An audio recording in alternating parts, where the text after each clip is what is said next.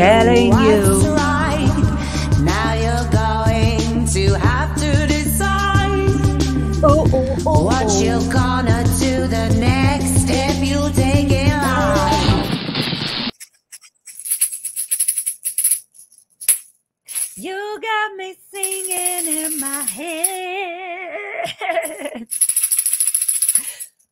Hi guys, welcome to the LARA FM TV channel. Hashtag SPTV, because clearly the only people really talking about this are SPs. And if you're not an SP, you are an SP if you're talking about this, because they're just not ready to let you know that you're an SP, because you might just report that to the courts as well.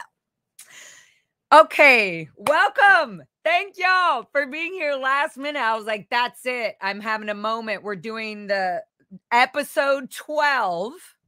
I was like, I don't need to wait and hold back on my Int Ranch episode video pictures. Episode 10. Episode 10 will come out when it comes out. But in the meantime, let's have a little chatty chat with the one and only Vanessa LaRose. And here we have episode 12. We're talking child talk psychology. So who else but the one and only Psyche Psych, Vanessa LaRose. Oh, do I love hearing that. The Psyche Psych. I was trying to show you guys my cute German Shepherd in the background. Alexis, where are you? She's just like hiding on guard for me. They're Hi, like, guys. we can only talk if the dogs are involved. Well, I heard dogs are better. So we have Mr. Bruno Mars here, raised off the streets of Compton. He was walking Compton alone, and he was rescued by our local rescue group that I've been volunteering with for a long time. And I've fostered so many dogs, but my little girl fell in love with him. And she was like, this is my husband. So he got to stay, but he works for her now. That's so cute. And what's so cute is they don't have any disconnection policies. You know what, though? My dogs are sufferers of disconnection. I mean, but like, they know the policies are just the policies, and that see, he's agreeing. He's like, yes. Fuck L. Ron Hubbard policies. For sure. But also, like, my dogs used to get special delicious scraps from grandma frozen in the freezer. Like, she would fatten them up, be like, I saved steak for my grand dogs. And then the disconnection happened. No more steak because mom's a vegetarian. Is that a real thing? It's a real thing. So, but do they feel still happy? I mean, I don't think they know that their grandma like thinks they're SP dogs now. Like they're just, well, they're PTS probably. Okay, wait. I'm kind of joking, but definitely. But like, are they? I know you are. No, but are they like you're not talking about the grandma like of your mother or something? No, like my mom who doesn't talk to me. That's what I'm saying, though. That's what I'm saying. Yeah, no, that's real. That's real. So, wow. Yeah. So they won't like even. So Aaron was saying the thing about his dogs in Clearwater and the neighbor. And I've been watching that for years. I'm like, you guys are SP dogs. You're just under the radar. Oh my God. I don't know why I love that. Radar SP dogs, but they're now, Lexi has shown her face. She's come out from under the radar. She's a good girl. She needs her goldenrod and her cum towel. Yep, they're coming up. We're going to be making these soon, and hopefully we'll be able to sell them in your store. Here's your doggy degraded SP goldenrod cum towels. Ma'am, what are you drinking? Apple juice and Jameson. Not going to lie. Oh, it's a good combo because I feel childish by drinking the apple juice. And then the Jameson kind of is my self-medication for having anxiety about things I'm talking about. You would be very proud of me as a psychologist. I used to drink a lot of Jameson as a bartender. I don't drink so much. I like barely drink anymore. No, but it was just cold and in my fridge, and I normally have like a White Claw or a little seltzer or a little whatever the fuck, or some wine, like, but I was just like, oh, what do I do? I'm about to go live. I was like, Cute. okay, a little apple juice and Jameson. Good job, Lara. Apple juice and Jameson. So happy to finally be talking because we've been wanting to do this for so long and we were just kind of on a roll tonight. So we were like, let's just keep it going. We tried to get Karen and Jeff on and they wanted to, but they already had plans. They couldn't reschedule. And that's okay. And this will be so good because honestly, like, it's okay because I want to Vanessa, the real, let me tell y'all listening right now, the reason I really have Vanessa up is because Vanessa chose to take a path about going through psychology and going to school in a situation, honeys, let's listen, in a situation, in a time when the only decision to make when you've ever learned anything is going to be your own decisions. So for Vanessa to literally say, okay, to herself, I'm going to plan this. I'm going to make this happen. I'm going to do this because I know, I mean, I don't know what you know, and that's why you're here. But I'm assuming that you chose to make a decision to go to school in the outside world, in the WOG world, go to the WOG world school and go to the standard psychology and learn about and the mind and the real, where Scientology secretly pretends they will never publicly advertise or promote this, but where Scientology secretly pretends to be helping people mentally and with their mind, and they are literally manipulating them with their mind. And it's the exact opposite. So where I went to school and I had to, I went between working multiple jobs and being a foster mom just because I love doing that for doggies. Yeah. But I also went to night classes because they were so therapeutic. And where I went, I would walk down the stairs and look up at Scientology lit up every night. And it was just wild. They put things on the campus. I would be seeing Sea Org members out at lunch. And it just acted like fuel, right? Right. But wait, while you're processing, right? While you're processing, because every single class, so I actually started with psychology of stress because it was an evening class. I could just go for like an hour, 2 times a week, right after I was done with my day. Mm-hmm. And I went over one group, was a group about how to host a group. Because that's what I do at work. I host. Oh, interesting. I do multiple groups through the day, right? Okay, wait, before we continue your amazing detailedness, what made you want to go? I just assumed. So I want people to hear it from you. What made you want to go, or what got you to go to school? Well, so all of my closest friends were experiencing autoimmune disorders. Okay. And I work for I have bosses. That's who I work for, who got me. They don't know this really, but they really helped me get out of Scientology because they were the next people I worked for after Grant Cardone. And she has a psychology degree. And so the same thing. I started. Yeah. Okay. Continue. Whoops. So you have to, for me at least, I realized that I was going that same path. I was extremely stressed out. My parents were disconnecting from me. I was being gaslit. And I had already gone to therapy. I was really scared. I thought you just think they're literally going to lobotomize you. It doesn't even make sense because we were raised in Los Angeles, but we were shown so much propaganda. And at the time, my father was sending me those crazy unhinged psychology propaganda magazines being this is real news, Vanessa. Why won't you think we're all crazy? What is wrong with you? And that guilt, right? So, not to throw you off, but my mom at a certain point when I was going to show her a music video about her, which I didn't want to say was about her, and what the fuck, it's called You Got Me Now on YouTube if you're looking at my channel. Anyways, but I told her It was the same similar thing. And I said, stop gift. I was like, Mom, I want a gift from you, Mom, not, and because she kept giving me the ethics book for my birthday. Like, that's just not cool after I've literally done so much more in my life. Yeah. I'm like, Mom, you're parents still who like know you and care about you and like actually want to get you what you want and what's going to help you. And you're getting a Scientology book that's going to help them feel better. It made me so mad. It made me so like, you don't fucking know me at all. Like, I wasn't even trying to attack. I wasn't even mentally like attacking Scientology.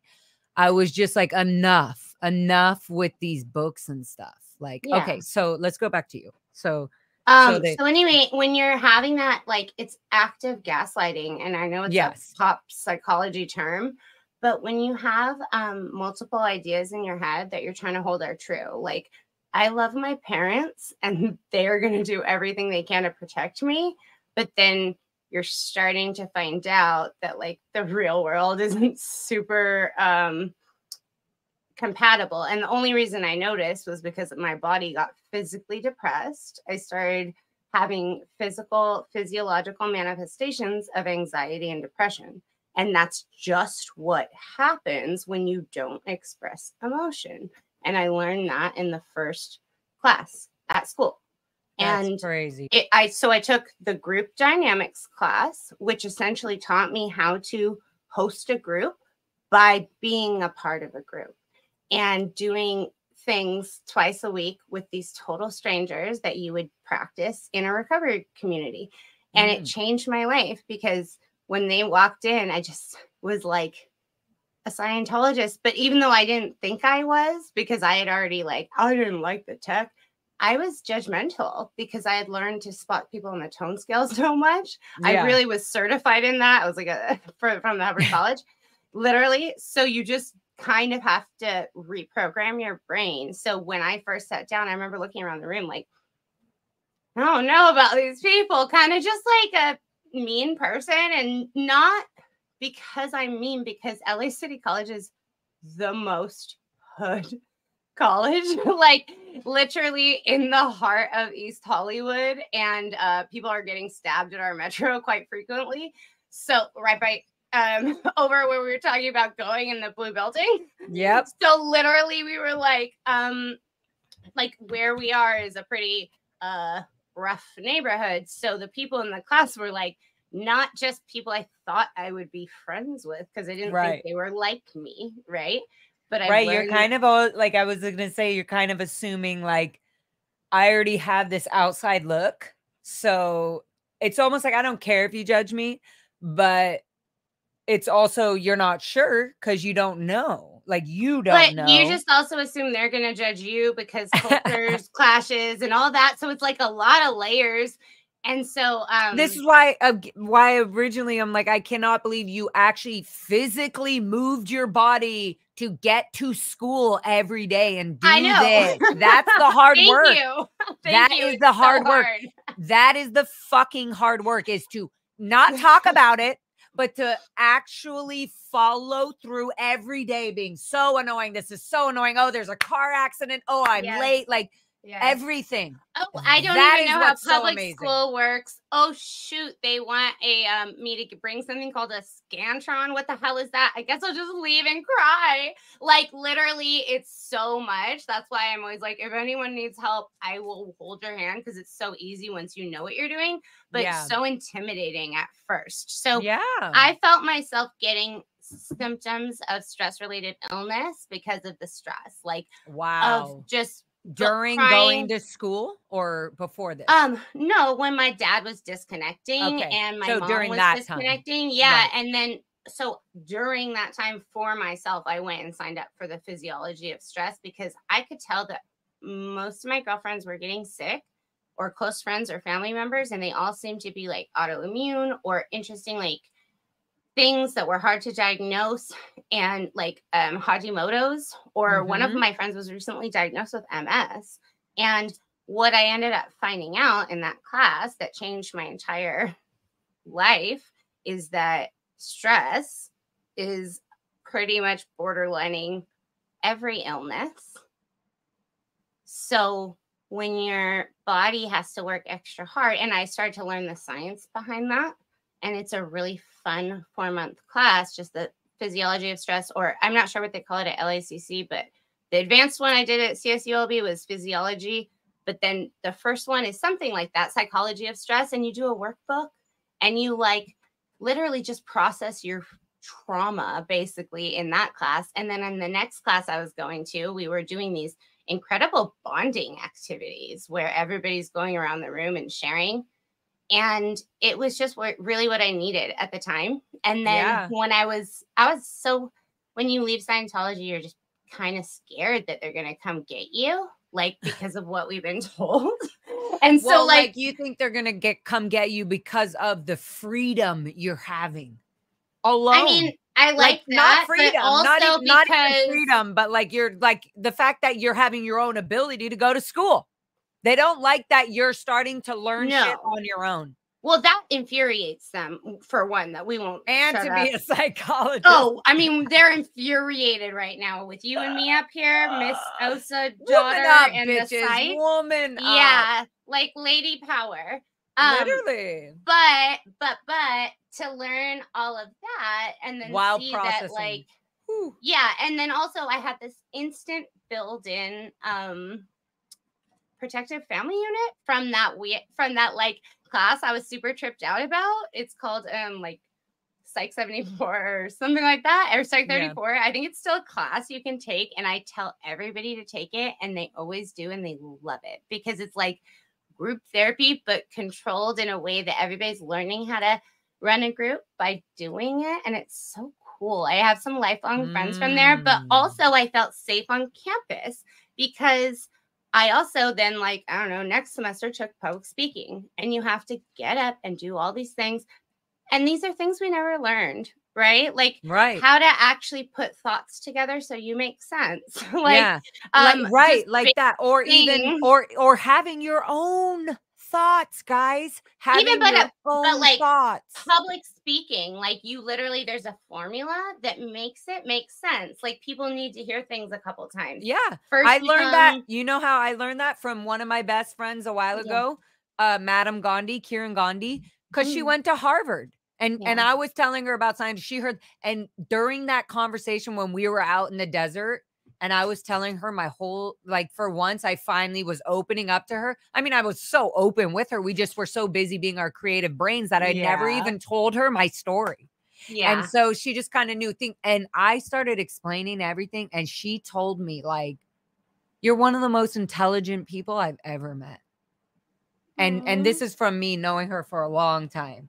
She was like, it's that positive reinforcement though that makes you like, and I'm like, but you went to Harvard, and you know, like, and it's just like, holy crap. But my point is that it's at Los Angeles City College and you're not accessing it. Like, why does nobody then? We know that we didn't get education.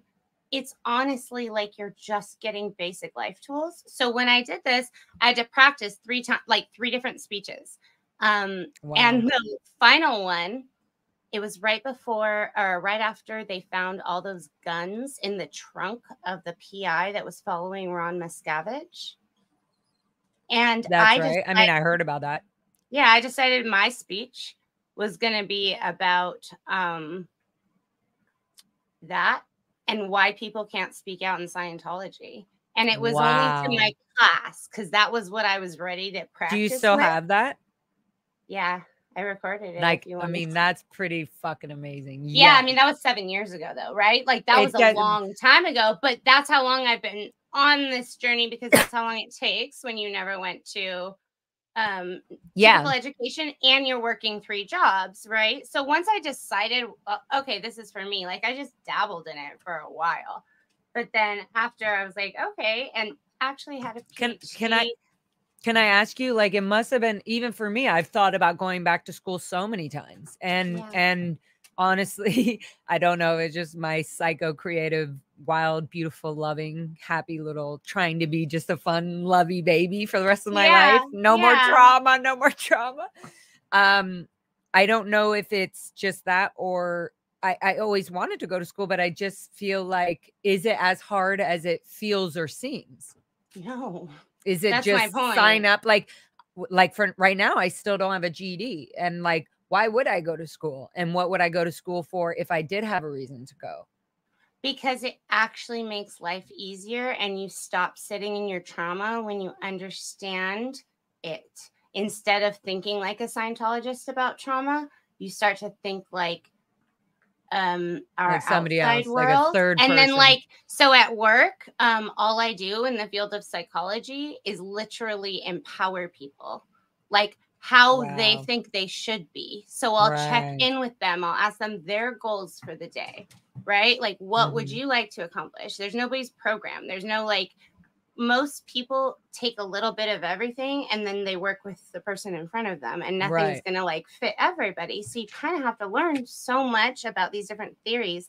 For me, learning about social psych was mind-boggling. What is it? What is it? It's a whole different subdivision called social psychology. If you can take it at LACC, Social psychology. Okay. Yes. I'll help you sign up for it. Oh my! I would love God. to do something like that with my brother, who your was brain- homeless, by the way. Well, I told my brother about you. I on took the it LACC campus. So yeah, it's he's very homeless. prevalent in He's trying to Hollywood. learn. He's trying to like kind of be okay with his mind and his trauma and understand, oh, like he's learning about that now. I told you about him a little bit. He went to he's been to Tarzana rehab. He's trying to stay sober. And But he's that's honestly why, doing like, such a good job. It's I so just prevalent. wasn't. Yeah. And that's why I'm so passionate about it, is because we're going to do it. I would love to do, me and my brother go to school on this, so that would, and I'll say Vanessa told us to do it and we went. Like, that would be really No, cool. I mean, honestly, I will go and walk you through it, because the hard part is that would be amazing. The hard part is figuring out how to do it. But also going to the hard part for people leaving Sea Org is leaving. It's the actual physical thing of leaving. Once but you're out, nobody's taught us how to do it. So that's why I'm like, I'll hold your hand. If anybody wants to learn, please, like, just, it's really easy. And then you have a guidance counselor. And then if you know how to get into a program called EOPS and you write an essay, then you get extra money for food while you're on campus and you get free books. So I had help because I wasn't making a lot of money. I'm a ex-Scientology kid. And I have so many secret tricks to get your education paid for, and you're helping people. Yeah. And it's so prevalent with the people who we know. Like, I literally cannot, my skin crawls when I hear that people don't hear what's going on, because we know, and it's such a, you have to like catch it on the right line. And because I was under the radar for so long, I heard so many deaths after deaths after deaths of all of my friends. We were always losing friends. So I had to learn, when people like LARA call, or anybody for that matter, how can I actually be effective in helping right now and not just like, okay, cool, I got that. I understand. And it takes actually understanding what happens to people. So social psych, back to the question though, is the study of what happens in groups and how people act so differently, because there's personality psychology. There's a whole like study, which is so fun too. But social psych is specifically what people do in groups, because it's been shown time and time again, the power of groups is way stronger than the individual personality. And it's like 1 out of 100 people who will stand up and be like, I don't think that's normal. And then they'll be shunned by the group. And then the group never hears about it. Right. The group never hears about it. And then that one person's like, bye, loser. And then we're out here on SPTV wiling it up. Like, somebody talk about it. Wild feral psychs out here. With wild kitties and foxes. Oh, we both have. She cleans her ears. She's so weird. And Bubs loves it. Oh, yours is a husky, huh? Yeah, she's a small husky, but she's fully grown. I actually did Embark DNA. I did her DNA. Actually, somebody so sweet donated me money for it, because they really wanted to know. And I was like, I can't spend money. I'm trying. Yeah. I've done all mine. Yeah. It's so cute. Yeah. And so I found out she's 80 or she's 79.1 or whatever. There's exact percentage. She's husky. And then she's, I think it's 70.9 husky. And then 20% basically of Australian cattle shepherd. And then 10% German shepherd. Oh, like mine. So I think she gets her cattle. The cattle makes her sort of small. Like I think that's why she's sort of small. Do you know what the best part about that website is, though? What? What, to feed them and the health and everything? No. Well, the health is very important, and we have diagnosed. But I'm obsessed with, like, I don't have my own children, so I'm like, okay, I'm gonna make sure my dog gets the best. Oh, of course. I definitely, my dog gets more love and care than I give myself.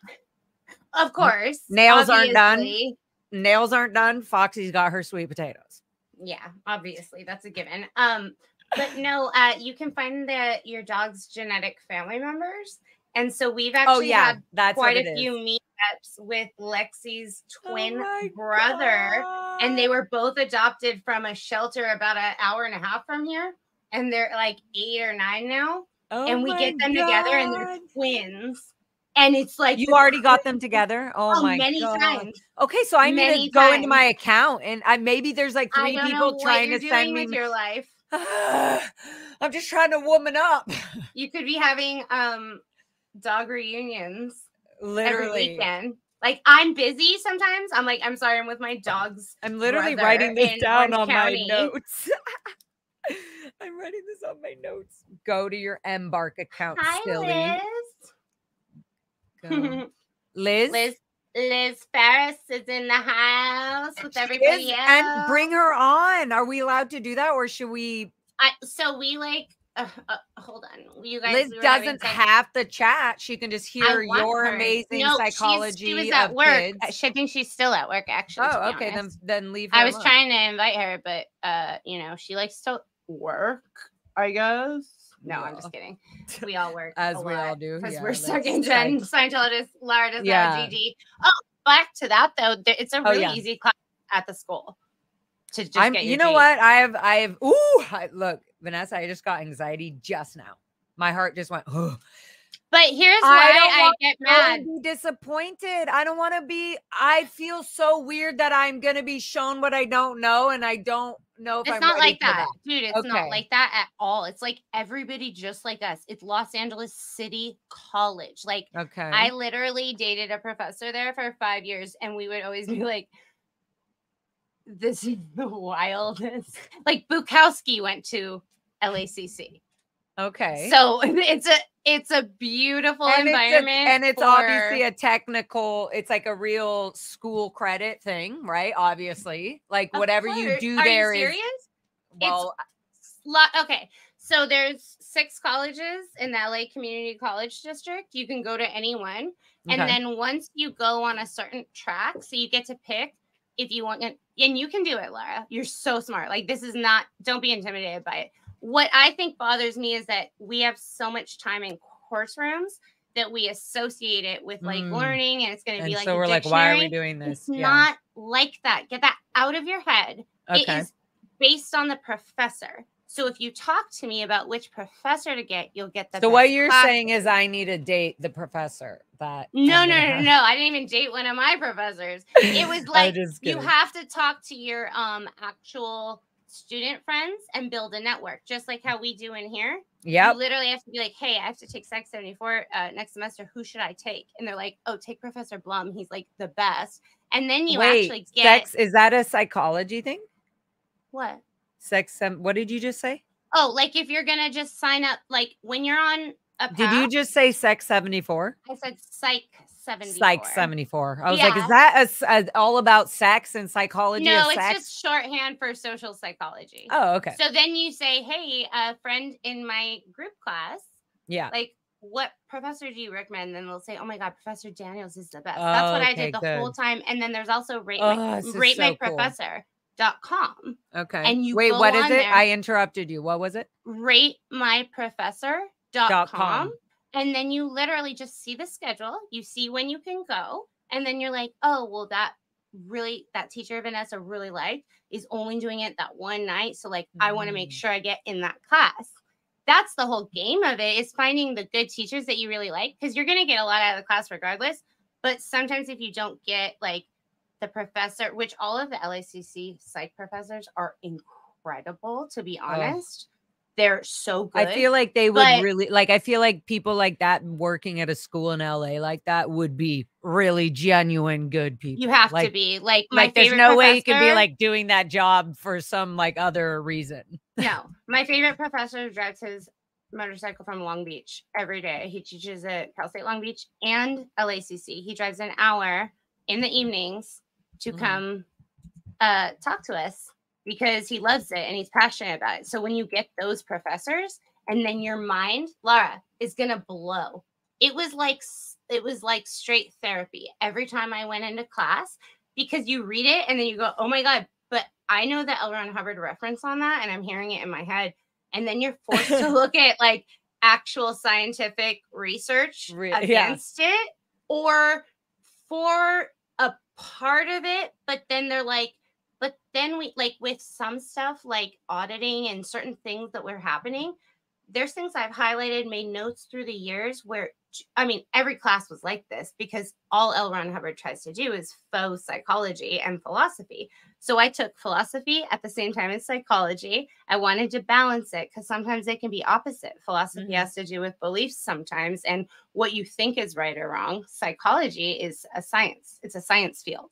Okay. So it's very different. So sometimes I would go I didn't know that. Like, I mean, I knew that, but like nobody says that out loud when you leave, when you leave Scientology, and you're kind of finally going, okay, that's psychology. That's Scientology, for sure. I mean, pretending to be psychology. We just didn't know. And then what I also knew was that I never wanted to expose myself too much to outside world, because I still felt stupid. Like, I felt so it was like really hard for my it was hard for my friend Kieran to tell me. I was, after I knew she went to Harvard, and you know, she's really intelligent, just like witty and smart and intelligent and funny, you know. It was hard it wasn't hard. I just thought she was lying. I thought she was being love bombing.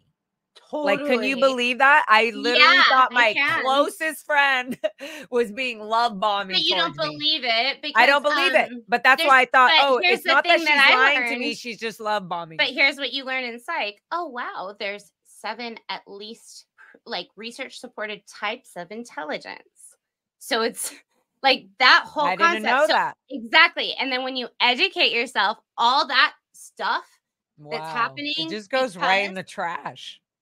It's like just, right when you make when something makes sense, it's like, oh, that thing I thought was not real. You had to replace it with like something that made more sense for your brain. Otherwise we're just using what we used like in there. And because I never felt like, oh, well, I can't talk about history, I don't really know, like maybe my dad is smarter, maybe my uncle and them, because they talk about World War II, or you know. And then I took a freaking American history class, not because I wanted to, because it was required for me to transfer to Cal State Long Beach, but that's one of the things I thought I was going to be like, even just getting my GED. I thought I feel like if I went there right now to go do it tomorrow or whatever, I feel like they would be like, you need to show some sort of certification of kindergarten or something. Like, I feel like they're going to be, and I'll help you with that. And I was just like, I don't have any of it. That's going to be hard.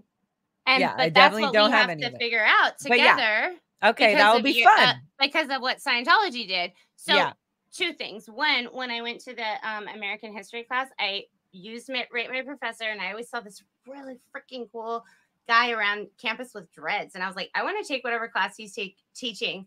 And it ended up to be him, and he was, oh my God, the most incredible story of how America became a country. And man, everything about what you learn in the real world, I never knew about tyranny. I never knew that Hitler literally used like propaganda, just like my dad was sending me in the mail to control information and get people enraged and to become extremists. So once I started learning about laws and terrorism, I didn't know that Hitler was doing that. I didn't know Hitler was putting shit in the mail. What? Propaganda, no, that's what I mean. Yeah, but that's what Scientology does. Exactly. And people are wondering, like, why aren't these Scientologists still sending me mail? It's like, because they're a machine.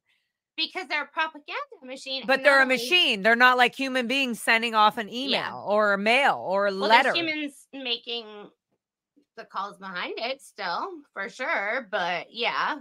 But they're definitely psychologically programmed now to be a machine for this organization. Oh no. And their manipulation, there's a manipulation behind it because they do care. And what they do is they don't fully take away the emotions and the love and the care. They save it for, you can use your emotions, love, and care as long as it's to better Scientology or promote or disseminate Scientology. But also, so since I've become more educated on child development, which you're going to be upset when you take it, but in a good way. And I love that the whole first year of basic psych classes is essentially your assignments and homework is like writing about your own trauma. And it's a really cool way to process it. Right. It's incredible. And then you learn child development and you're like, in your second year, and you're like, oh my God, like if this was known instead of child genetics, because I know how hard our parents worked to like do what they thought was the real thing in raising us right. And if they just had like a different guidebook, oh my God. And then I get really mad because once I understand that it's a parent's responsibility. So like when I'm working with clients or residents at my workplace, we call all of our patients clients or members. We don't refer to them as patients. And so I say like my client has children. I have to also bear in mind the account of trauma that the children are getting and call the social worker if the child is being exposed to too much, right? We never had that. On top of that, we never even got to get, like, you don't have a GED. I had a $28,000 loan to Hubbard College and a CHSP, which is like not even as good as a GED. It's the California High School Proficiency Exam. Hubbard College? Yeah, I went to Hubbard College of Administration on Vermont, right down the street from Los Angeles. Is that a Scientology thing? Of course it is. It's I was like, there's no way that there's some Los Angeles college called Hubbard College. No. It's their fake. It's their fake fucking college. Accredited. It's fake. It's fucking fake. So, well, you just can like Grant Cardone's fake real loans for it with real money for children to learn that. Okay, so wow. Yeah. So then when I get infuriated. You went to Hubbard, I spent 2 years out of there. the Sea Org after I wasn't in the Sea Org. Oh, that's right. Your mom. No, she wasn't. We were always public. But that's what makes me like kind of crazy is that I thought your mom this whole time was a high auditor or CS or whatever classics in the Sea Org. No, as a public. So do you know how dedicated you have to be sometimes and is spend worse. so much? Yeah. Thank you. No, like if you're an outside public and you are you're a classic. So do you know that we never took we didn't go on family vacations. We didn't do because anything. She has PCs and audit. Well, it was just all about like how quick can you get audited to clean the planet but also Vanessa, anything you as a child or a teenager or any fun thing you want to do is literally based on the schedule of your mother. Yes. And your mother is auditing PCs 24/7. Like maybe not 24/7 because she herself has to sleep 8 hours. So where is not even that, but where's the hours for you? Where's the hours for dinner? No. Do you know how many years it takes to do the briefing course? Oh yeah. I mean, I have a really good friend, Anderly Thompson. Her mom did she's a CS for the briefing course in Flag. And that takes years. It takes like years. So we moved here from Los Angeles when I was a child, away from all my family that wasn't Scientologists. We moved into the Shangri Lodge so that my mom could. I was in the Shangri Lodge. Vanessa, I was in the Shangri Lodge. My first baby years were in the Shangri Lodge. After I was born at the Wilcox in the mama shelter. Then my mom, I don't know what Sea Org members in there sometimes, I guess, huh? That's when I only had, that's what I remember. Our apartment was in the Shangri Lodge for like 2 years. Were you there before I went off earthquake? I was.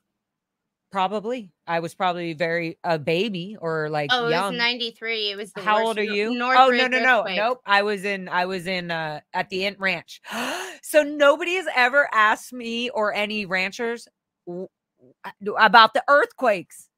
What did Talk we about feel? it. Tell us.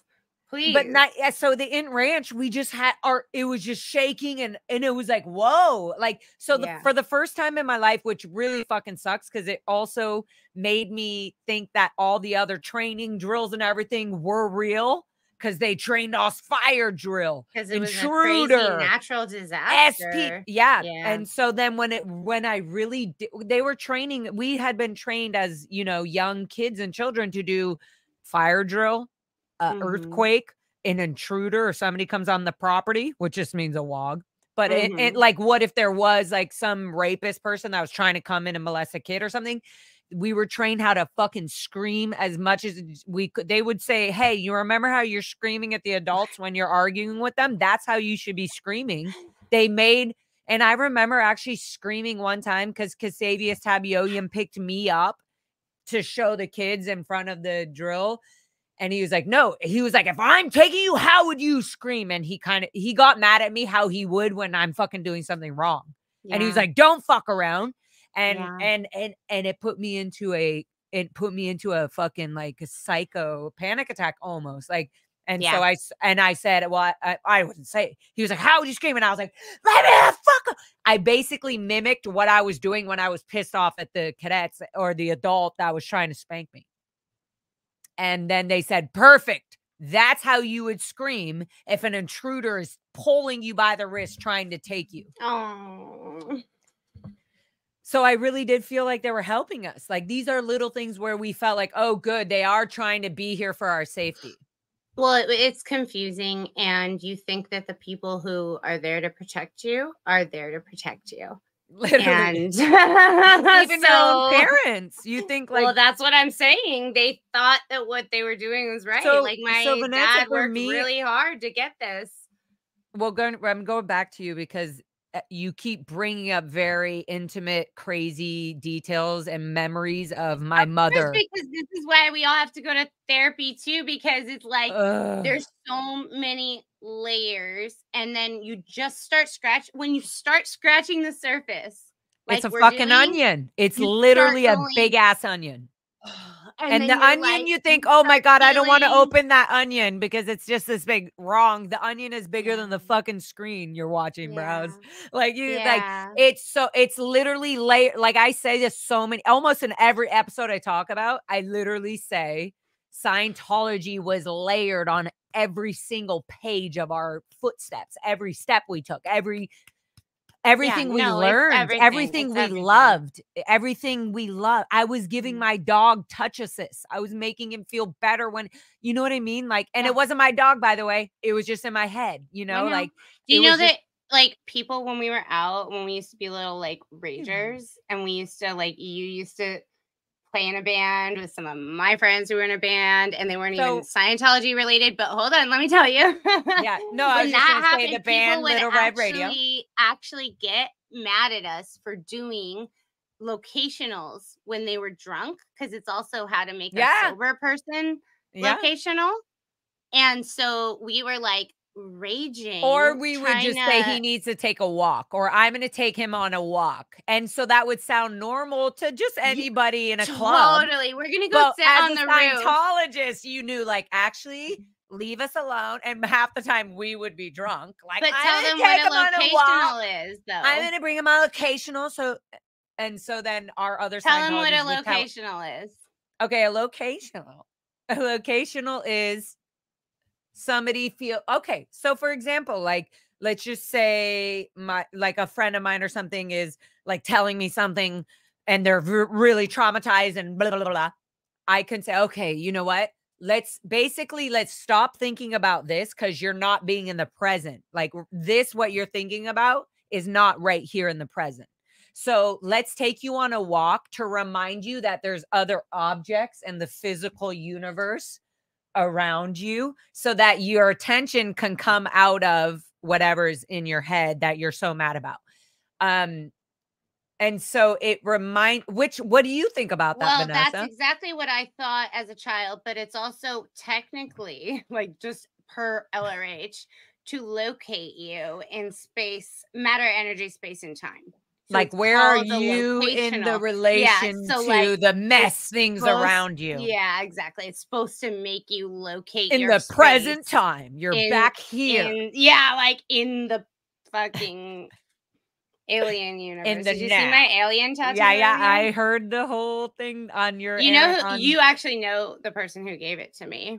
Interesting. Cute. Did we already talk about them before? Mm-mm.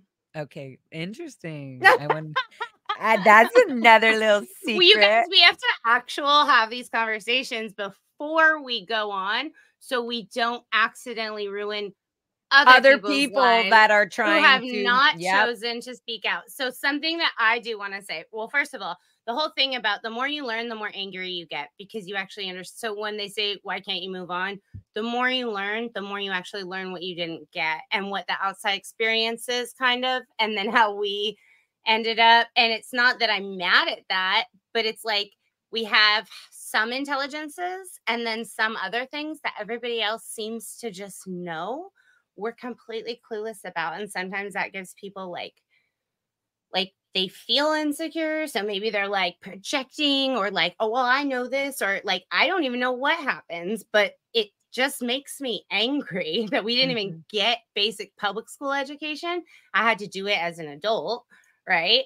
Yeah. As did many of my friends. And so I want everybody to know, because Laura and I know this, I would say for every person on SPTV network, there's at least 30 or 40 people for the same Watching. amount. No, not even watching. Oh, sorry. Who I mean freaking undercover. yeah, That's are what I not mean. speaking out. Right. Yeah. And they're like And they're not even thanking watching like, sometimes. yep. They're just out going, oh, there. good. I'm just glad that. And no, No, I don't even know if they're supportive. True, I think, Laura. yeah, There's I don't know. so many reasons. Yeah, they're not even supportive. They're just going like, oh, what is she talking about? But they're watching. So some of them are watching, and I know that. I know. We know that. We know Some that. of them, I mean, we have evidences because we're like, people just know we're not really SPs. They're not going to disconnect from us if they're actually like knew us from birth, like unless they do and they're horrible and we don't want to be their friends because they have done that. And I don't want to be your friend anymore. But I do want to be friends with the people who are never going to be like, yeah, you're an SP, because we all were raised with the same idea of what an SP is, and they're not stupid. But that being said, not everybody is willing to face disconnection from their family, friends, profession, and possibly lose their livelihood. A lot of people only know other Scientologists. If you are shunned, you are literally sometimes homeless, sometimes bankrupt. Sometimes your mental health is just too shaky that you can't lose your family member. That's not something you can do. Right. Yeah. It's not and you the just right can't. time to do it. And please don't. Honestly, Don't do it. Like do whatever you're doing. Do whatever you're doing feeling- underground. Do whatever you're doing. Like if you're talking to Vanessa or you're secretly talking to me, perfect. That's great. Or like even not, just keep going if you're feeling like you're not ready for that. Because here's what happened is when I started going to therapy, I spoke to somebody who literally was like, just so you know, I do know quite a few people who have spoken out a bit earlier than, because when you first come out, you feel like, I have to tell everybody. Like for me, I felt like my freedom of speech was being impeded. But what I did instead, I think like you start to question, you're just starting to separate your boundary of like, actually, I like being an artist and I don't want to have friends who are Scientologists who are going to judge my art. Totally.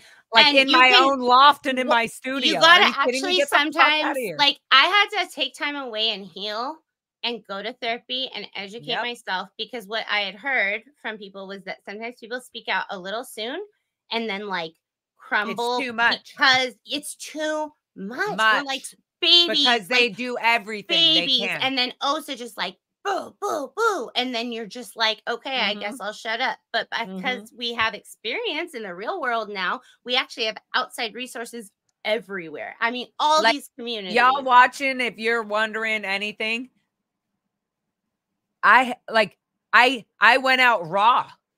And look at me. I'm not dead. I'm not fucking. And were there many chances of that happening? Correct. And did that happen to many of my friends? Correct. Or did many of them undo their lives and they're no longer with us? Correct.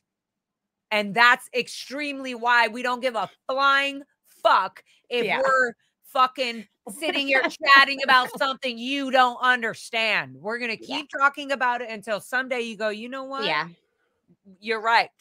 And you know what? Honestly, sorry, Otha, watching this, we have lost so many friends because your stuff doesn't work. So, like, keep putting us in freaking keep doing it. Literally, and also it's hilarious. And actually, we're not even trying to fight with you, honey. Osa. We're not trying to fight with you. Y'all are watching this. You know this is real. Scientology is going down right now. It is going down. It is not going. So please don't be the ones that will be exposed when this does happen, that you stayed up all the way until this time even, that you're doing this. So stop it right now. Just come out. Go fucking take a hike in the waters. Go to the ocean. Go rent an apartment. Go like eat nice food at a restaurant. Go start living a normal life out here. And whatever idea you had about Scientology and what you thought is what Scientology is doing, you're going to start to realize, wow, it'll take you 5 seconds. When you do flip, you're going to never go back to Scientology. That's the thing. Goldie makes a good point. And somebody in the chat said, I just don't want to lose my family. That's my reason. Yeah. Goldie, I went through that for so many years. I was like, oh, how? And I did do so many emails and things with my dad. So basically my mom did not talk to me, not even once. The last conversation we had was when we were on the plane back from her mother's funeral. And she was on LOA and I was okay, wow. I don't know if I should bring this up right now because it might take another 5 minutes. And I do want to get to the questions. But this was I'm going to kind of quickly say it. But this was, I was really, I mean, I have no justifications. I literally did what I did because I was in the life and the mindset that I was in. Okay. So when you get thrown out and you have no money and you have no nothing and no, and oh my God, I'm going to cry. Maybe now's not the time to talk about it. Maybe we talk about it in a safe space and not like online. No. I don't give a fuck. You know me. I don't care, but I am sensitive about this. I just want to say what happened. I just want to say what happened. Oops. I want to say that it is painful, actually. Yeah. 2 things. My mother. So I'm in the apartment that my grandma was in before she died, right? And I don't know what it was. I was having some moment with my mom in the bathroom and we were looking in the mirror and I guess we were going through maybe some of my grandma's jewelry or something. And I think I was trying something on or something. And she said, oh, honey, that looks good on you. And I was like, well, it would if I didn't have acne and I had like zits or something. And yeah, I was probably drinking a lot and all that, like whatever. I definitely never, by the way, for all of y'all in the fucking stream and for the world who are going to watch this and judge me, I've never done coke in my life. I have never done meth. I've never done speed. I've never done any pills. Like, and I'm not judging anybody, but I'm just letting the judgers who think that I've done all this. No, Lara, they're going to tell people you had drug problems, whether you did or not. I don't have a history of drug problems. Which they definitely don't. But anyway, so I don't care. Yeah, so I'm looking with my mom in the mirror, right? And I do feel like, oh my God, this is kind of sad. Our family member, I wasn't even thinking about like Scientology or anything. And she wasn't either. That was the thing. I felt sort of like, she's like, okay, honey, well, I got to go pee before we go to Auntie Pat's or something, right? And I told her, I said, Mom, I was like, I have acne. I was like, how do you have such nice skin? Like, I was like, did you have this when you were young? And she was like, I know, honey. Her response was, I know, honey, you look like a meth head. And your face was my face, but your shock was, I was shocked. Mom, how do you even know what meth is? I don't even think you knew what meth was. Because I've had friends die from it, and I've never done it, but I do know that they had acne and they had these, and I was like, well, they pick at their skin. Right. But I was so disturbed that my mother, when I'm intimately asking her, Mom, did you have this acne when you were young? And we're at our grandma's death funeral. Like, we're preparing for that. And she tells me, I know you look like a meth head. Just one-on-one. Yeah. And I was like, I got so mad. I was like, I don't even know what that. I was like, I said, you don't even know what that is. I was just kind of so annoyed because I had friends who had died from it. So I was so annoyed. Like, you don't even fucking know what that is. You just think it's some drug, just like alcohol or everything else. I was kind of annoyed. And I was like, Mom, that's so rude. And I kind of was like, move. I need to go to the bathroom. And I shoved her out of the bathroom and I shut the door and I started just crying. And I was like, it sounds like she really literally just, because she knew I was living my life-ish, she knew I was in a band and being wild. And so she was like, oh, you're probably just in the wog world deeply. So you're probably doing meth and you don't even realize it. Well, for me, it sounds like a woman who spews toxic shit on her children without even thinking twice. Yeah, that's exactly what it is. And the worst is that she really did love when she loved, which is so horrible. I know that's what really gets us. Yeah, because that's what parents who that's what sucked are us genetically programmed to love us, as are we. So human nature. So like we're as humans, I learned this in philosophy, first class. As humans, we're the freaking we really display a lot of care for other species babies. So we love to take care of little kittens, little puppies. Is that psychological? No, I'm telling you, yeah, it is. But listen to this. So other animals are not normally so willing to like care for other species young. It happens rarely in the wild. Like a dog will adopt a cat. It's really rare though. Humans are so incredibly thoughtful and resilient in the way that we will just take another young and like adopt it. And we'll also do that to even other species, right? Yeah. So the fact that our genetic biological parents will not even take care of us, which most species, all they want to do is protect their young. So like genetically, it doesn't even make sense to us. It hurts very, very, very, very bad. And she's not even aware of any of your pain or that you're out there. Maybe you said like you were drinking a lot. You're drinking because you were trying to stay comfortable because your body hurts so much because of the pain. Yeah, you earlier said something about having physical reactions when you start to feel your emotions. And that is why I was drinking. And so I understand my brother having an alcohol problem. Yeah, but I understand people having a meth problem because me too. No. I understand my brother had more than like whatever. Scientifically, no, it has nothing to do with even sometimes. It's not any 50% drug, right? Our life is 50% environment, 50% like the way we grow up. It's been shown and shown again. 50% the environment we're in, 50% the genetics we have. So if we had something where our ancestors were really good at waking up when a bear came to camp, today that's called anxiety, right? Oh, no. Yeah. Okay. Because we're in traffic all day and we're seeing red lights flash and we're getting texts and we're freaking out. Anxiety's happening all day long because our bodies actually haven't caught up with, it's not a bear, it's a text message. Like, so we're kind of all over the place already because of technology. But then when you add, but also like the text message could be a bear, almost, so to speak. Sure. But that's happening to us. Like, I didn't want that right? I'm about to crash. But that's kind of the point. Is Scientology creates the most bears possible for the us in the environment, So and if you want to leave, if you leave into the outside world, there's not only one bear, but trap, a whole forest of right? fucking wild, crazy animals. But then, so we had this environment, but then if we already had this in our genes, I didn't know this.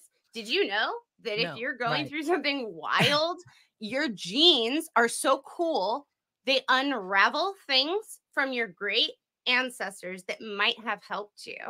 Wow. So like when people develop mental illness after going through trauma, it's typically because like what worked, and it doesn't even make sense anymore, but your body's trying to help you, right? So your genes and your environment. So if Scientology, someone's walking in with perfect genes, but they're going to this shit environment, they're still going to end up possibly not as best case scenario. It's still going to be 50% down. But if you walk in with any kind of abnormality in your genetic history, which most people have, we all, like a lot of people display genes, they can even test for bipolar disorder. So you can literally know this and then raise a child in an environment where you never give them mental health care. You tell them to get their TRs in and you don't expose them to real education. What do they expect is going to happen? It's going to be something like what happens with your brother and like what we have seen so many times again. And you know what's so funny? I even still had the Scientology mental frame of mind of like, you know, fuck you, brother. You know, fuck you. If you want to go do that, but you're that's fucking self. Because they made that. I know. Like, I know. They made you. I know. They made you unemotional and empathetic to your own love and blood. And then when we talk about it and we unravel it and we get just a bit of like we've been here 1 hour. We have a bit of information, right? But let me finish the meth part. So when I'm working with people in my job place, it's not Scientologists. It's people who are homeless or who have just come from jail or people who have just come from psychiatric holds for 1 or 2 weeks. And what happens is I see the exact same manifestations as people who I know from our community or anything like that, but it's different. And what I learned, and this is so, so, so important, is that humans try to maintain homeostasis all the time, which Can you explain that? It means being comfortable. So when you turn the air conditioning on, no, not even calm, just like, I mean, I guess you could say calm. You don't want to be in a state of like calmness. Yeah, right. You don't They're trying to relax there. and sleep. Exactly. Yeah. So when you're like, when you get just a little hot, you click on the AC, right? Or when you get like, a little hungry, you go get food. Or when you get thirsty, right? Yeah. So then when we have pains in our emotional psyche and we're really not comfortable without smoking our fucking e-cig like me and like drinking and smoking and fucking and whatever, it's like that is also helping us to get back to baseline, right? So for some people who happen to come from environments where meth was readily available instead of alcohol like us, or if the alcohol wasn't fast enough. It's literally that. It took my brother, for example, and I don't want to talk about my brother because my brother is so fucking dope and strong right now. Yeah. I mean, he's getting stronger and stronger. He's so cool, but I also see the sensitivity of him. So I'm not going to push him in any way, just like you're not pushing anybody you don't want to push.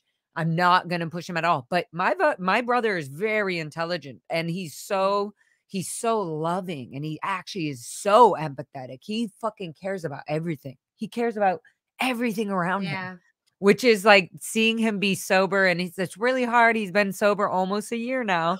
Oh my God. We need to like intro him to Liz.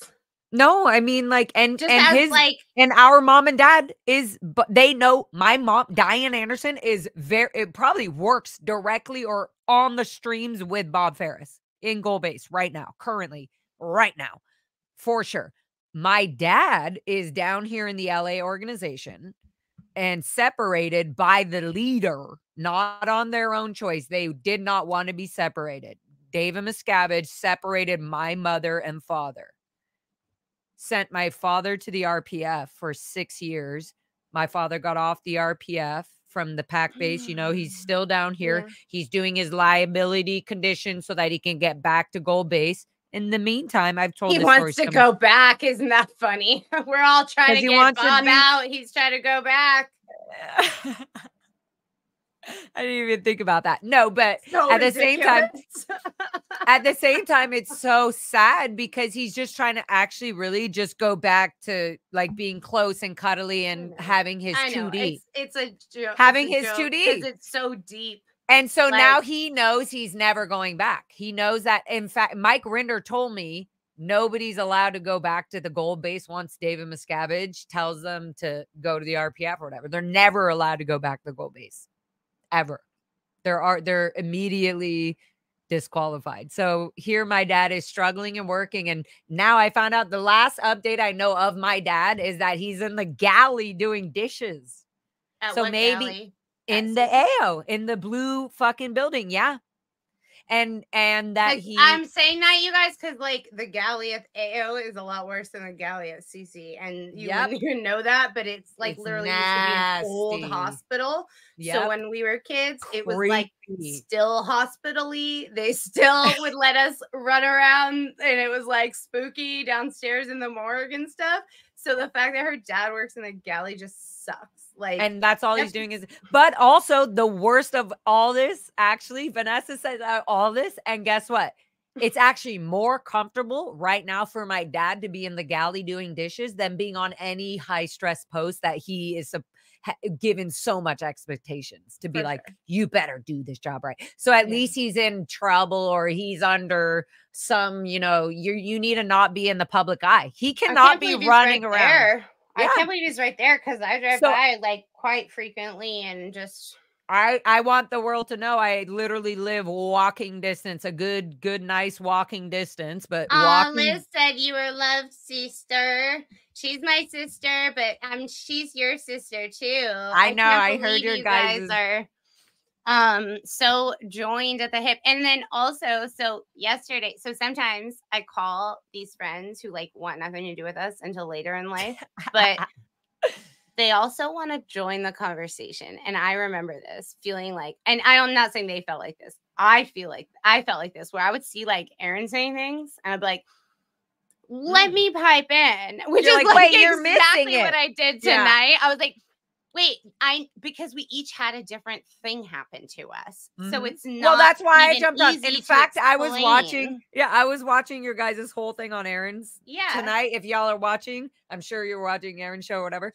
We both ended up stopping on because I could have jumped on in the car, but I didn't want to be rude. Y'all looked so cute in your little like set stance desk things, and I was like, "That's gonna be LARA in her car driving." Like, I'm trying to actually just show Osa that I'm not afraid to drive around LA. Oh, I'm not either. Odo yesterday. Odo, he has no idea, but I drove my vehicle and I stared right at him in the face. I had a whole different look and he had no idea it was me. And he looked away even, which means he wasn't like posted on me. Retarded. Okay.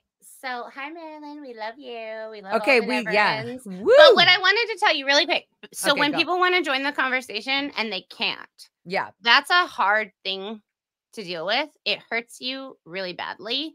And you just know that like your mental health is really going to suffer if you join the conversation. So once you finally do get to join the conversation, you see what happens. It's a lot. I'm not going to lie. Like there's been really, really a lot of things that have happened I've not told you guys about because they make it so hard the way they pay people. They go through 3 different money channels. They hire an attorney who hires a PI, who hires a dirty PI, who then like sends a Venmo. There's never going to be ways that we're going to prove that the people who are following me at the gas station, never getting gas, walking up to my car, trying to freak me out, and then following me out. Fine, I can film them all I want. I have it. What am I going to do with it? Yeah. So I just want everybody to know, first of all, you do the OSA stuff. You come out. Osa knows you're going to get it. It's fine.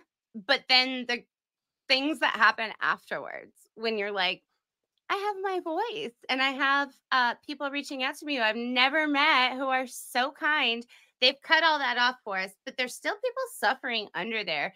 And we were talking about so many people who we know who are still just living their life. So you guys, I want you to get the grasp of our community and like what we see on our personal medias and things. Like we're seeing a lot of people who maybe you guys will never see going through health issues, going through life changes, all those kinds of things. And we wish we could share the stories, and we wish that they could tell it, because every time I talk to friends, they're like, but that's not how I had that experience. Yeah, right. And I was talking to like no, not only that, but like I have, like you were saying, friends who are so annoyed that they can't just fucking talk it themselves. I know friends are listening to this right now. So hard. And they're like, Lara is literally making me feel like I just want to disconnect from my family. They're literally thinking, like her, because she's saying it wrong. Like it becomes like crazy, or that, yeah, good. Right? If like, you know, if I'm getting, right? If like, I'm getting it wrong, let me know. So, like, let me tell you what it was like for me at Texas Org. Yeah. Like, honestly, everybody has a different experience. So we just and then have to some of those experiences link up to why certain things didn't or did happen in totally different states. Yeah. Or for example, why Aaron was just talking about that guy that he was just promoting, not promoting, but trying to call, and because they were moving him from Ohio or some other state to California so that they couldn't get but that's like normal. I mean, I don't think people are that's what trips me out, is that like it's the normality of in the Sea Oregon Scientology. No, in this world, it's so like, oh my gosh, because it is, oh my gosh. It is, oh my gosh. It happens every day. It's in just Scientology. Like, yeah, those things are like, we're like so numb to it, I think, because why the fuck would we be doing these fucking channels? Yeah. Like we both know, you and me love like making clothes and being rock stars and modeling and art and loving You're the rock star. No, but I'm just saying, like, babe, you were so rock you're such a rock star. You were so rock star. I was like, excuse me. And you know what's wild? That night you guys played in West Hollywood, I was right down the street staying at Hotel Ziggy, but Squish was playing the same night. I was right together when you were at Molly Malone's. Whoa. Yeah, you guys have to, I know. And Aaron was there too. And I was like, shit. Maybe we should do a show. Maybe I should book like a SPTV show at Molly Malone's. That'd be super fun. I can totally do that. I have all the connections. They love me and they hate Scientology. That would be so fun. But yeah, so I have a friend who grew up with LARA, and he was just like, he is literally my most degraded SP friend, because I always tell him, he's like, no, he's been trying to prove to me since we were kids that I'm not an SP. He's an SSP, a super SP, because he like actually wants to suppress, and he actually, but he's like a sweetheart. Like he actually saves people's lives, but it's for him like a tough guy persona. I'm going to say that he's not going to like it, but I think Scientology kids tend to be harsh on each other, especially the males. We're pretty like, I don't think you're wrong. Wait, I don't think I think you need to say exactly what it is. Scientology boys are the worst boys unless they get therapy, because the moment they get therapy, they become the person that they actually are or were supposed to be. Like, that's the coolest thing.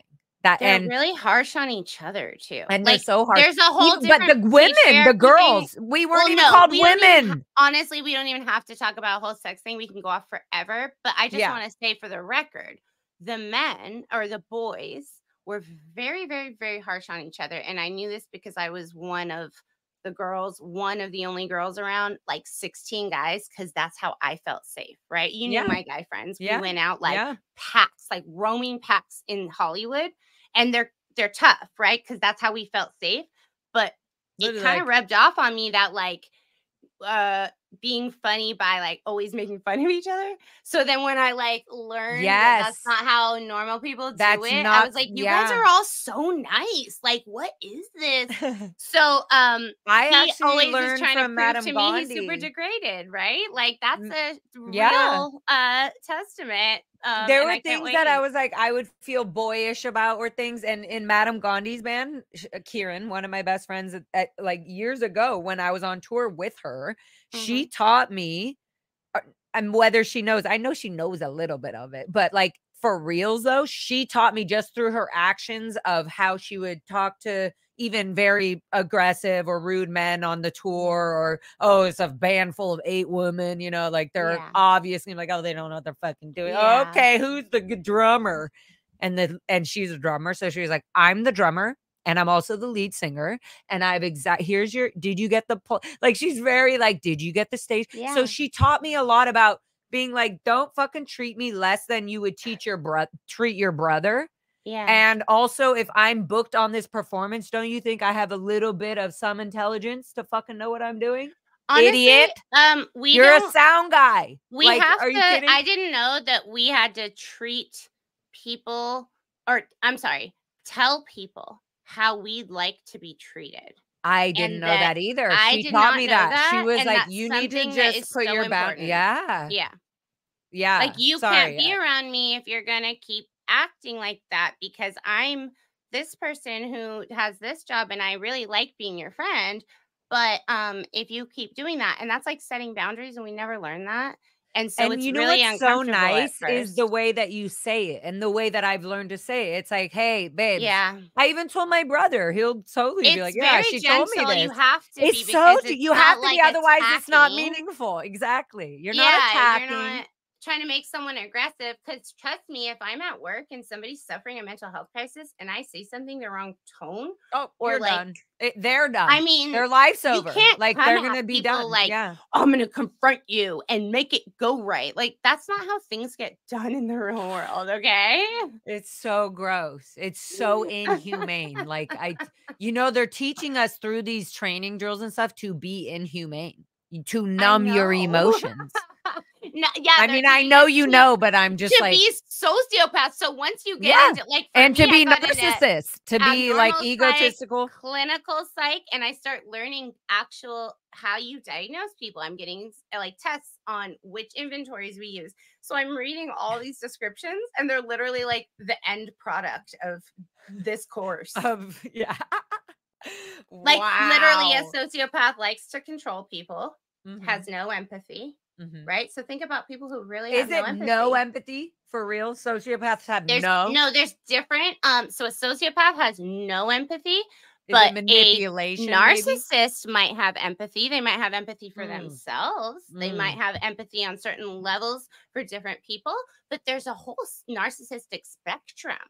So yeah, what I've been drives learning me about that. wild, it's fascinating and it exists. One thing that was really hard for me to really confront was to think that a lot of my mom's behavior through my whole childhood and everything was very much about her. And it was about her decisions and what she wanted to do, and her joining the Sea Organ staff and whatever, right? And then when I did do something wrong, or when I was shaking from those boundaries, or blowing, as they say, or running off, she would come as the last resort. It would be like, wow, now you have your mother here. Yeah. And it took me a long time to realize that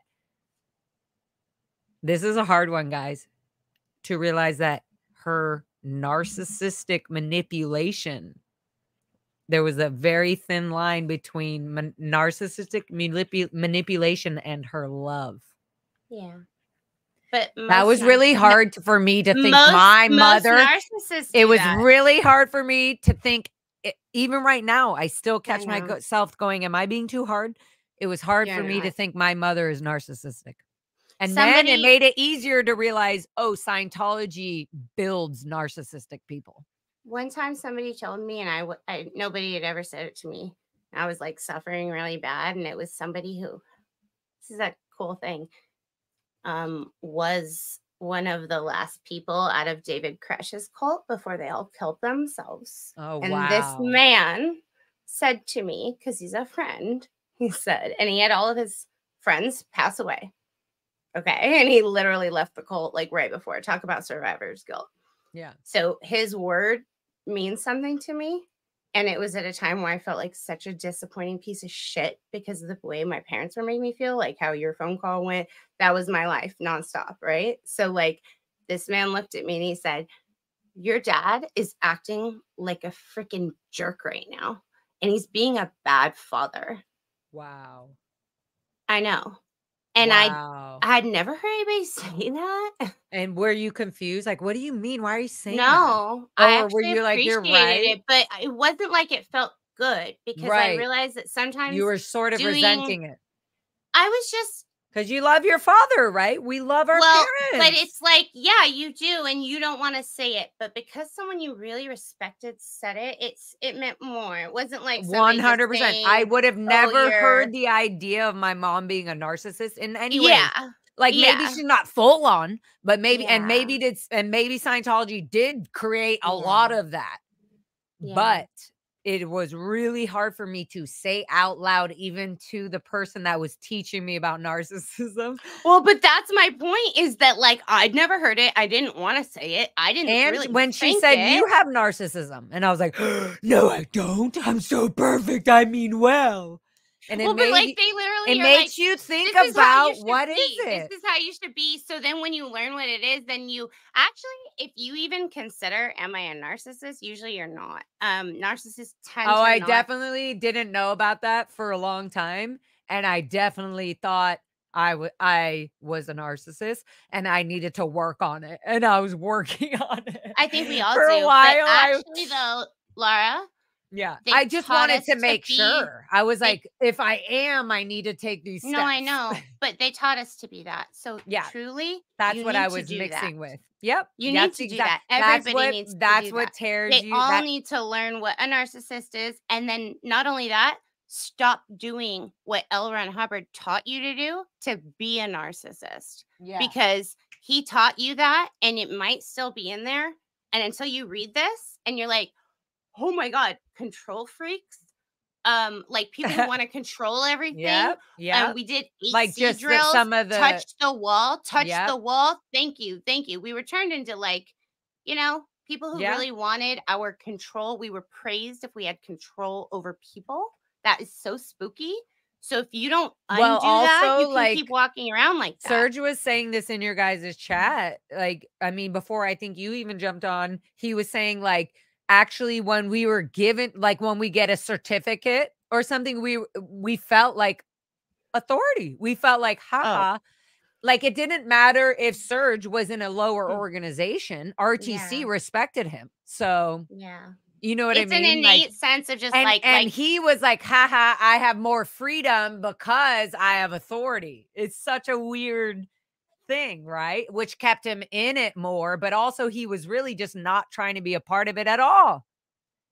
Like, I his mean, actual psyche didn't even want to be a part of it. when you actually start to learn though, and you actually have to sit in a class and like you're not with other ex-Scientologists and you're actually realizing so many things that he says he made or he didn't, like literally someone in the class is like, or in the chat, Cornelius is always here. He's like, Vanessa, touch the wall is Pavlov. Like Pavlov was the guy who did the dogs and who learned so many, like he did so many research experiments that I've studied personally. So to just have a random person be like, oh, touch the wall is Pavlov, I know exactly what it's talking about. But that's just so freaking funny because your brain is just going to keep exploding. And it's like a guided journey through your own personal, Like mushroom psychological, trip. philosophical hell. Because the Literally. professors are literally assigning you things like, talk about this part of your childhood from age 3 to 8. Oh And my like God. which part of the needs that we learned about today that kids need did you not have? And that's what you're turning in. Oh, and So you're not it's like, supposed to cry, right? Because you're just at school. no, This no, is no, not you a- are. this These are isn't- your take homes. These are because these are the sweetest professors ever who want us Oh my to process our God, trauma. that's So so because you cool. can't So help it's people until purposely you done. process your own. That's So so then the cool. first year is literally like all you doing that. That's so fucking cool. It's so Wow. cool. That's So this why I'm happens like, during the social thing, the social, what? the On thing that me and no, I no, want so me the and my brother social to one go. that I want you guys to do, it's a group one. It's called Principles of Group Dynamics. Oh, you mean No, no, social no. psychology? Social, yeah. Yes. But But I wait, could give is you there one another that's one? Is there another? I swear to you, they're It would all be like, fun to maybe especially do the group one and then the social. this one professor, she will write you back a page reflection on No all of way. your trauma. Yeah, it's Like of what of your personal thing. yeah, like I'm so That's sorry, so Laura, that your amazing. parents said this, and like it's really like, this is what Oh my therapy God, is. that's Like, so I hear you, beautiful. I see you, and I then when you love get that. it off your chest, you Wow. don't like have to. It's not that it blows because it's charged. It's somebody heard it and they're there with you, and But they not to care. say this even, but in a new unit of time. Like We can't help ourselves. somebody, oh, my little battery just died. Oh, I can put it on. Yeah. Nice try. I got that shit on lockdown, Aaron Smith 11. I don't need a run for a battery. Anyways, I was gonna say, wait, what was this saying? I'm so bad. Keep me on track because then I'm good. I actually have ADHD, so I'm like, I'm trying to keep on track, trying to always finish my thoughts. But then when other people start talking, I'm like, so anyways, I said to him. I'm the same way. Okay, whatever. I was Yeah, saying whatever. something. Honestly, this has been a great conversation. We've been on an hour and a half. I was like, We're I gotta go great. after a half Yeah. hour. I've been working all day. Yeah, me too. Okay, let's go this is down. Let's like- go down through some of these chitty Yeah. chatty comments. We have so much to talk about, clearly. I feel like we should, Vanessa, I feel like we should just do child talk, psychology, grooming with Vanessa part 2, you know, or part 3 or whatever. You know what I mean? We can do a lot of, we should do Yeah. a part 2 for sure. And then also Karen and Jeff, we try to, you know, last minute invite them, but not everybody's last minute like us. Yeah. So we definitely want to do one with them because you guys were in the wild movie experience too. And Karen, you And know not her only son. that, yeah, not only that, I was friends with Alex, her son. Yeah. And I was he was my senior after I got demoted from flag, from CMO. He was I was promoted, I was demoted to the EPF. And then after the EPF, they put me as Fort Harrison public areas cleaner. And he was my senior. And Fernando was the main senior. It's just such a small world in the bubble. And Anyways, and okay. I have friends too who knew him and said he was a really cool guy. And we're actually He's really so surprised to hear sweet. that he passed away. I just think that's so crazy because he's so sweet and so cool that I just almost don't even believe that. Like, I'm like, I think it's hard to believe. Somebody they were like, they were somebody alive, made they were him young. do that. Somebody made him do that. Some CS, Well, he just some didn't security even guard, get- yeah, I mean, somebody he didn't get interrogated him hard enough to make him do that. If he did it on his own, I don't even he think he passed would do away that. from pneumonia. That was the official cause of death. I don't know but about that. you know how it but goes. the You're not gonna be uncare. taken to Oh, a yeah. doctor. 100%. So why would a young man? But neglect is murder. If you Yeah, see somebody die, exactly. so That's my point. I'm not sure that it was anything other than medical neglect. It could have been. no, But the official cause it of death wasn't. was If he was in pneumonia. the hospital, they would have Yeah. they would have already known what was going on. Mm-hmm. They don't even consider pneumonia a fucking thing. They just, he needs to go in session and do the process that handles pneumonia. Yeah. So dumb. Okay. Lara, FM, and Vanessa, thank you for telling your stories. By telling your stories, you're helping other people who are coming from other cults. Oh, Not only other cults, but we're also helping other people who are also being affected by Scientology's poisons and their policies. and you guys are helping us a lot too. Yes. Yeah. Miss Joni Cummings always supporting all the channels. You little cutie patootie with a great we literally, attitude. I got a confession to make. We're so busy with our real lives and don't care about monetization. We literally are on monetization pause because I didn't do something I was supposed to for monetization. Like, we're monetized, but I have to submit documents and things. That's so funny. So it doesn't even matter for That's so funny. It's just stupid, but it doesn't matter because anything but for that the people stream, I mean, earlier we were trying to figure out how to do the thing, so we did it at 2 times, which I'm not everybody will see it. Who follows me, who follows you, and it's vice versa. But still, it's not it's not. There's But no the reason. cool thing is, it's 9 cents anyway, you guys. It's pays for maybe your mic battery or something. it's like the battery. It pays for the battery. But the super chats and stuff help big time. I mean, that's awesome. That's the fact that we could have people out here. But wait, no, Vanessa, I think you're going to get more than what you realize. Once you do start getting so the YouTube sends you a check or whatever, right? Uh-huh. So once you have all that, they're still collecting. People can still donate and stuff. They're still collecting. They're still collecting. Oh yeah, you're still whether you're monetized or not. If anybody does send you money, you're still there. YouTube is still advertising on your channel. They are. They just say whether not. Nope, they are definitely. They're just saying that we don't have your account and all that stuff information set up to pay you directly. Goldie. Love you, Goldie. Goldie's leaving. So we're going to tap out too, because honestly, we're some big ass peas. We were raised in the jungle and people try to come for us sometimes and we don't care, but we do have to get our beauty rest. And so we can be sassy tomorrow. All right. Hugs. Thank you, Betsy Crutcher. And then we got little Kitty and Lou Mayork. Oh, you read this one, Vanessa. My Yorkie Lou, 3 pounds, had her babies. 2 boys, 1 girl. Girl is Goldie. Boy with heart on his chest is Aaron. And other boy is Xenu. My suppressive pup crew. Oh, that's so cute. Shit. Did you finish? Okay. Yeah. I was trying to rush out for you. Question, Vanessa, do you find the most difficult patients react better to you? I feel like my patients all look crazy on me and they do better with me than most nurses. Correct. Today, I spent a lot of time bonding with a young girl who has rage issues with her parents and ended up in a confinement situation because she actually was doing damage, like physical damage, because she was so upset at how her parents have let her be handled in her lifetime. And I had to just tell her, like, hey, we can't keep letting them ruin our lives, right? Like, at what point do we just, like, we have to handle that by listening to really crazy rap music, like Rico Nasty, and driving around, like, freaking yelling and making our makeup pretty and doing things like that. That's what we like to do instead of punching things these days. Or we go on SPTV.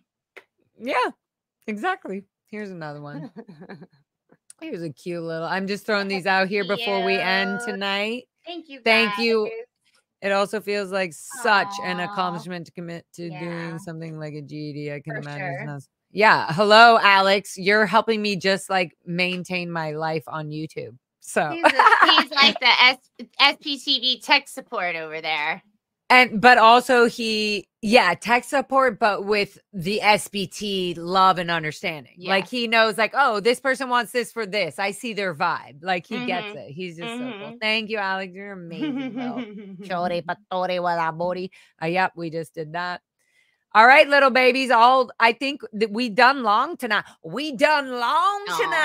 These little ladies got it. Goldie, is there anything? She's like, you guys are tiring me out. Oh, good. Alex is still here. He saw we were talking. No, there's so many people still here. Whoops. But no, Goldie said you guys is helping you guys pretty much the only reason we're here. So we know and we appreciate you. Oh, okay. Here's Mr. Alex asking, might be a deep. Yeah, that's a little deep for good night. I think we're done with questions. Oh, yeah, that's a little deep. We're going to save this. That's like a whole part 2, Laura. Hear me just clicking on. I see a big question. Okay, cool. All right. We're going to save all the questions for the next one, Vanessa. Yeah, we'll do me and you on the next one. Yeah, and we're going to go to what are we on? Yes. Oh my God. Maybe we'll do a little feedback behind the scenes before we jump on from Roosevelt. That would be really fun. We should jump on by the pool. We'll be like, we're starting the live at the pool and then we'll end up in our spot. Yeah. We can broadcast from Maryland's spot at the pool. Okay. We're going to plan. Okay. This sounds legit. It's legit, dude. There's a famous photo of her sitting by the pool. So we'll just, it's a beautiful. We'll do it. You guys will love it. All right. Love you all. Signing out. Sending you off. If you have any questions, right there is LARA. Email, go to my website. It's always under construction. So go fuck yourselves and have a good time and email me. Everything's there on the website. It's not perfect, but you can definitely email me, contact me, call me, watch my videos.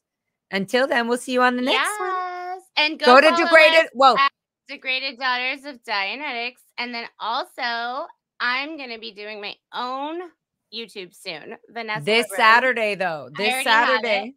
I already have a YouTube. I'm going to be doing a solo one too. So you guys can go follow Vanessa LaRose. It's going to be my own psychology Amazing. one. I didn't even know It has that. I will old be videos following up. that. I recorded one after watching the aftermath for the first time in my deepest depression, and I never posted it, and I'm considering doing that for a launch. Yes. So I really like that. go follow But- and both then- of my channels. Yeah. So Vanessa, it's Vanessa LaRose. It will be Vanessa LaRose on YouTube. Yeah, and it's then already it will there. be And then also the Degraded Daughters of Dianetics, which yeah. we have incredible stuff. We always have lots of degraded daughters on and others, but we love to have degraded daughters. Hopefully LARA will come on our channel soon. We can interview her, but it's me and Alicia, and yes. we like to have fun. So we will see you guys soon. Okay. Bye, guys. Love you all. Mwah. Don't forget to Bye. like and subscribe to this video. Ciao, bella.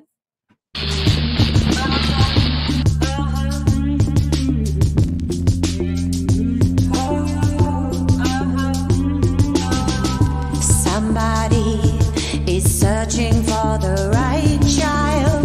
Somebody is telling you what's right. Now you're going to have to decide what you're gonna do the next.